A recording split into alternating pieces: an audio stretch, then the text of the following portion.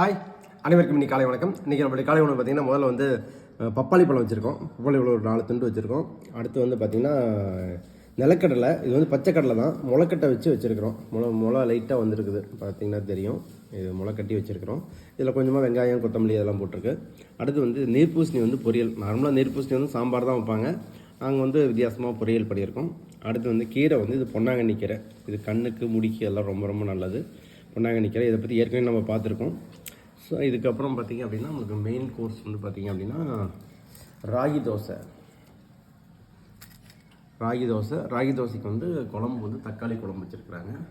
So ragi வந்து சிறுதானியத்தில் தான் வருது. ராகி வந்து சிறுதானியம், ரொம்ப ரொம்ப உடம்புக்கு நல்லது.